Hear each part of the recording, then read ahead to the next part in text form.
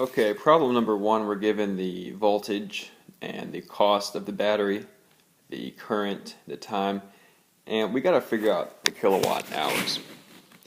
And this is something that has a tendency to be very, very confusing.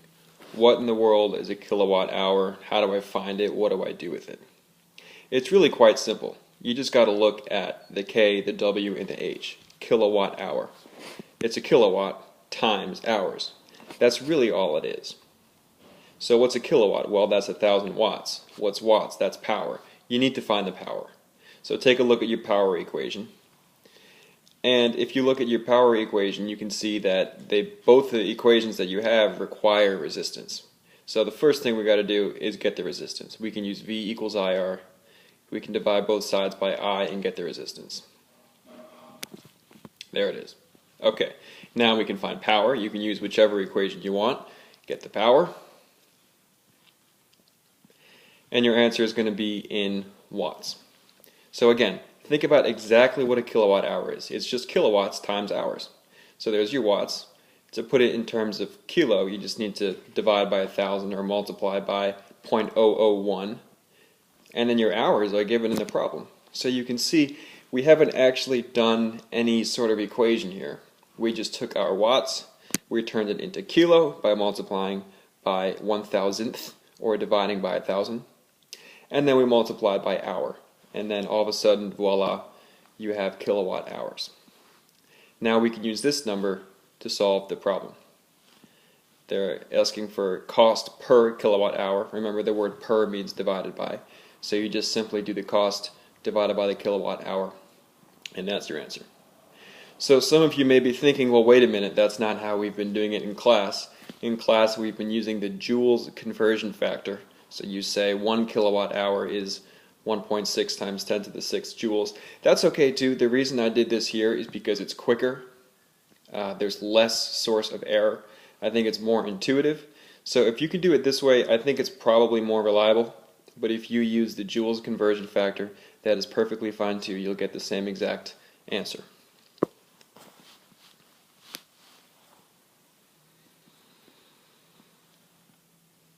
This is a simple one-step thing here. You just got to solve for I. I'll show you the derivation of the equation for current, and then you just got to plug your numbers in, and there you go.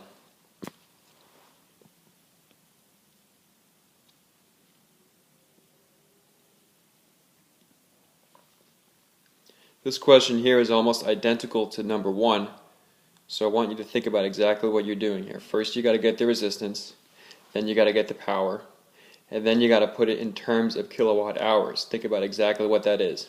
It's just a kilowatt times an hour, or not 1 hour, times however many hours you have. In this case it happens to be 300 hours. It's a given. So then once you have kilowatt hours, you can do whatever you want. For this particular question, they want the cost divided by kilowatt hours, so you just take your given cost divided by your derived kilowatt hours, and there's your answer.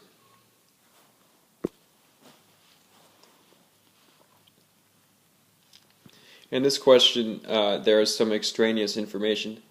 The 5 minutes is there to trick you. You don't need it. You can find power without 5 minutes. In fact, if you use minutes, you probably ended up with joules, which is energy. That's not the question. The question is power.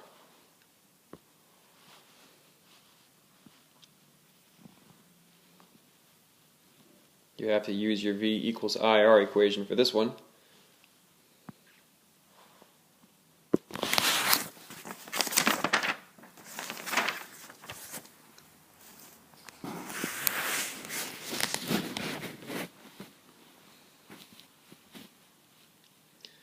Part 2. What in the world is energy? Oh my god, I forgot what energy is. Energy is joules. That's it. Not joules per second, just joules. So, in order to get joules, you got to think about power. Remember, power is in terms of joules per second. So we can find the power. Again, here, power is measured in watts or joules per second. We want joules, so of course we're going to write it as joules per second. And then if we can just multiply by seconds, then we'll have joules. So in the problem, we're given 5 minutes. So the reason I wrote 300 seconds is because that's how many seconds are in 5 minutes. Seconds cancel out, and then you have joules. Alright. Part C, I'm going to start a new page here. Let's rewrite some of the givens that we have. I see the word kilowatt hour in there, so already I'm thinking, okay, find power. I'm already thinking, okay, multiply by the hours and turn it into kilo. Remember, kilowatt hour is just a unit. It's not a complicated concept. It's just a watt turned into kilowatts and then multiplied by hours. That's all it is. And then once we have our kilowatt number, then we can do business, whatever you got to do. This one we need to find a cost, so we're going to multiply the kilowatt times the cost. Kilowatt cancels out, and then we're left with the answer in money.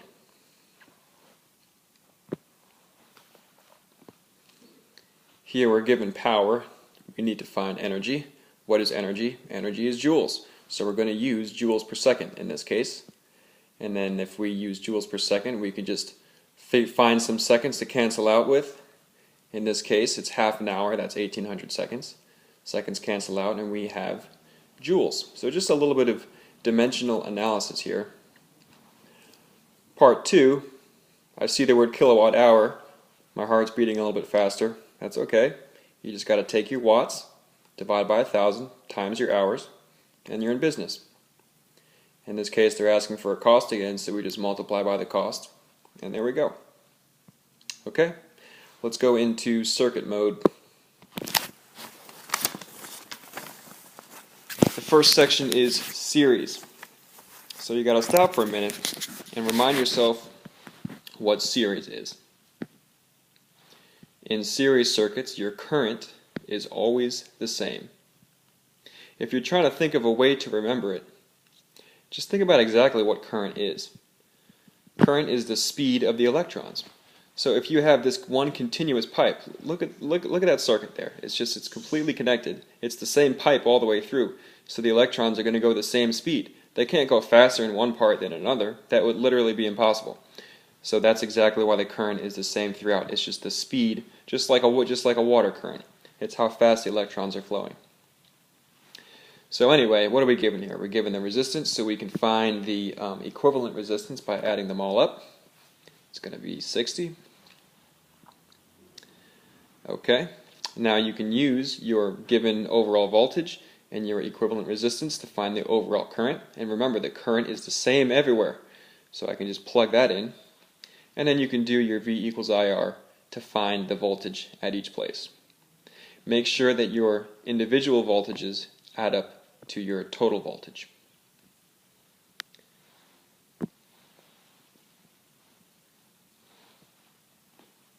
Again, another series circuit. So you're thinking in the back of your mind, what does that mean? Series, series, series. That means current is always the same. It's one connected pipe. You can't change the speed of the flow at anywhere without changing it everywhere else, because it's all connected.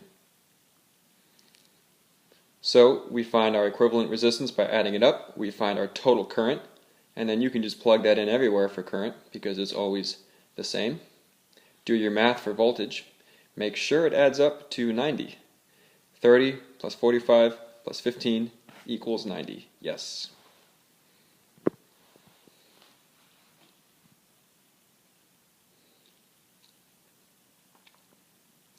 I just used I copy and pasted the circuit diagram. So for this one, you don't actually need that one on the bottom. It's just there because I copied and pasted it.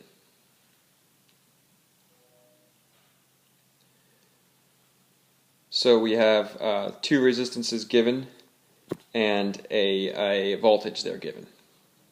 So anytime you have 2 out of 3, that's good news, right? If you have 2 out of 3, you can use V equals IR to find the third. So let's find that current. That's going to be the same current everywhere. I can go ahead and find that other V. And now I can find the total voltage by adding them together. And then we can find our equivalent resistance by adding the two resistances together.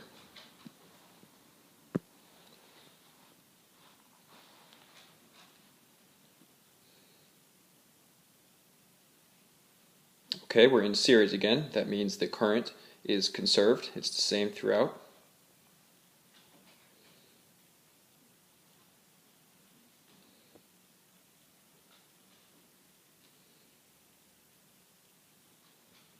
I'm given all three of my resistances, so that's easy. I just got to find the total, add them all up, and then you can find the overall current by using V equals IR. You can plug that in everywhere because current is going to be the same throughout in a series circuit. And then you can just do a little bit of math to find the voltage in each one. V equals IR. Go ahead and add them up, make sure it equals 12. Looks like I might be off by a tenth there if you actually add them off. If you actually add them up, you're going to be a tiny bit off, but close enough.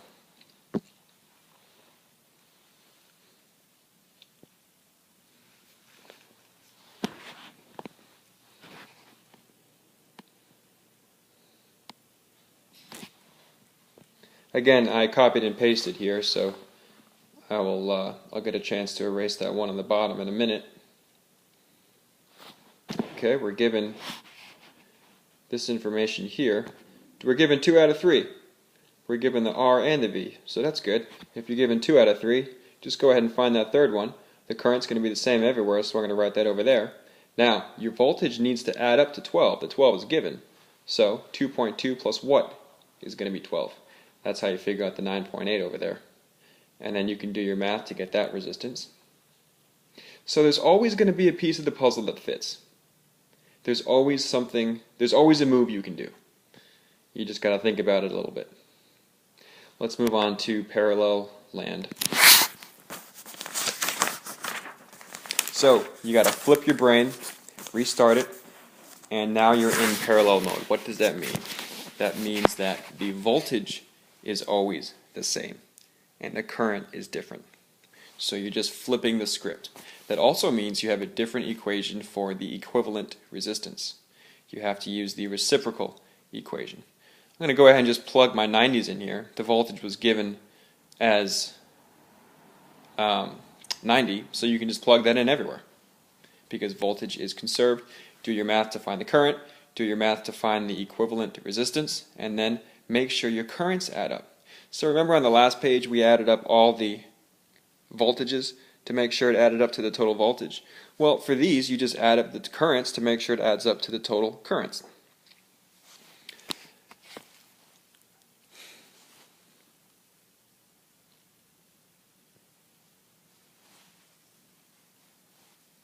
And just again, to use the water analogy, you have these pipes, but the water can choose different paths to go down. It's all got to add up to the same speed, but as the water moves through the pipes, it can pick which one it wants to go down. But at the end of the day, it still has to add up to the same amount. That's how you can sort of rationalize that the current has to add up. Let's go ahead and plug in our voltages here because it has to be the same. Do your math to find the current.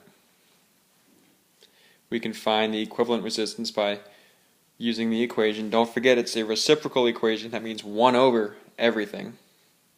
And then add up the currents to make sure it fits. Does it equal 18.7? Yes, it does. So that's how you know that you did it correctly. We're going to skip number 3 here. So this is number 4. The reason we're skipping 3 is because it was a bad problem. There's no rational answer. Okay, we're given some resistance here. We are given the total voltage, so that's good news. We can just plug that in everywhere. Oh, excuse me, no, that's not. This is a combination one, I forgot. So here's how you do, oops, I'm sorry, let me stop the tape and go back a little bit. So this is a combination circuit. You have some in series and some in parallel. When that happens, the easiest way to do these is to simplify it piece by piece into the most simple circuit possible. So if you look at the right side, we have 2 resistors in a nice, neat parallel. So what we can do is just find the equivalent resistance of those 2 and then redraw it, redraw the circuit in simpler terms. So I got a 25 ohm, I got a 15 ohm resistor in parallel. So if I use my equivalent resistance equation, I get the equivalent resistance to be 9.4. So now we just redraw it. Redraw the same thing, except now just put your 1 there as 9.4. So we still have 12 up there.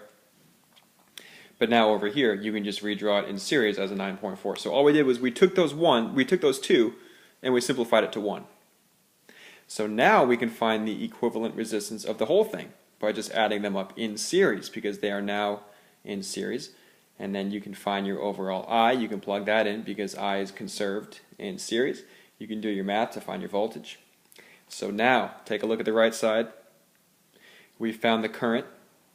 We found the voltage.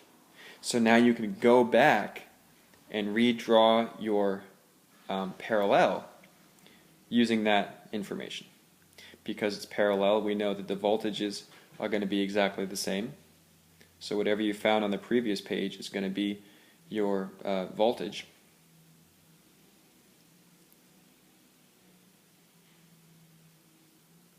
I'm just rewriting the information. Okay, now here's new stuff. We're gonna write in the voltage that we found from the last page there, and now you got to do your math to find the current. Make sure. Here we go. Yeah, you got to calculate the new current in each one because they're in parallel, and then make sure that it adds up to the current that's in series, the 2.8. So if you can sort of picture the water, picture the electrons flowing through that first resistor, the 12 ohm resistor, the current's 2.8, and then when it gets to the junction, it can split up. It can either go down or it can go to the right. But whatever it is, it's got to add up to 2.8. You can't just pull electrons out of thin air. You can't just make them disappear. If you have 2.8 in the series part, then even when it splits up in parallel, it still has to add up to 2.8. Okay, so again, the best way to solve these is to break it down piece by piece. And let's take a look at this one too. I'll show you. I'll do it in the same way. If you can kind of do it in your head, that's fine, but when it gets really complicated, the only way to do it is to break it up and to redraw it. So let me show you what I mean. Here are the given resistances. Now we can break these two up. Each of these two are in series. The 30 and the 20 is in series. The 10 and the 40 is in series. So just add those up and then redraw it like this.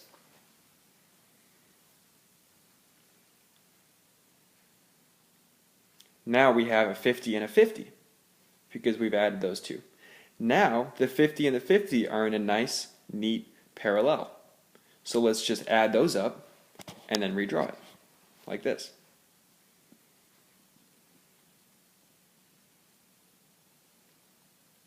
I added up my 50 and the 50 and I got 25 because remember it's the reciprocal equation. And now I can find the overall resistance very easily because it's just two and they're in series. So that's easy. 25 plus 25, 50. I can do my math to get the current. The current's going to be the same in each one because they're in series. And then we can get the voltage too. Easy, right? Now what are we going to do? We're going to take the one on the right and expand it. Remember how we had two in parallel and we squished them into one? Well, we're going to take that one and we're going to open it back up again. Because they're in parallel, the voltage is going to be the same in each one.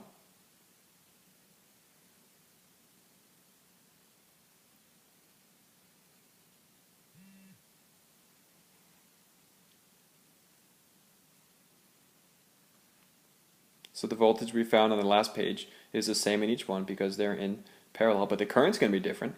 You got to do your math to find the current. And now each of these we're going to open up back into their original series resistors. Remember the question we originally started with? We still got to expand it back to those. So because we're expanding into series, this time the current is going to be the same for each one of those, but the voltage is going to be different.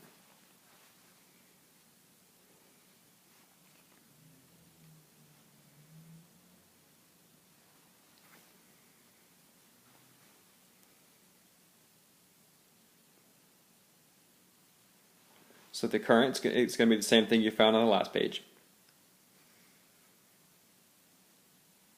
But because we're in series now, going up and down, the voltage for each one is going to be different.